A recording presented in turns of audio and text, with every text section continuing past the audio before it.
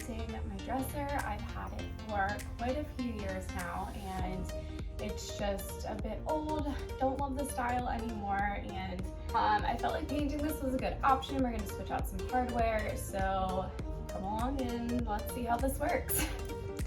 So close up you can see there's tons of like nicks. It's super dirty, just pretty old.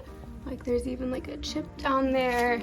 The white just hasn't stayed like nice and white, so it's time to upgrade and just make it a little nicer. First, you'll clean the dresser. I grabbed a rag and just used some water to wipe down the scuffs and get all the dust off.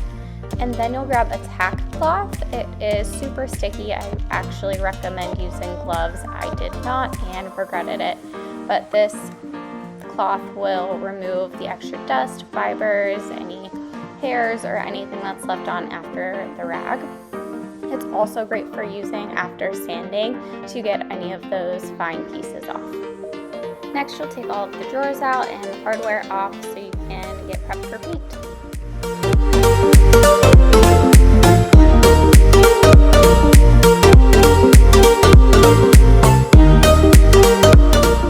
I used a brush on some of the more uneven or detailed surfaces, then I went over it with a roller for a super smooth finish.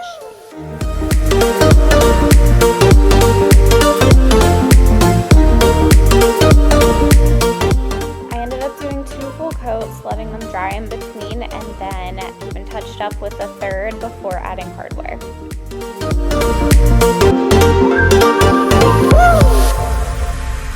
I absolutely loved this hardware I picked out, but I quickly realized that the screws that came with it were actually too long, so I needed to make a run to the hardware store to get the right length.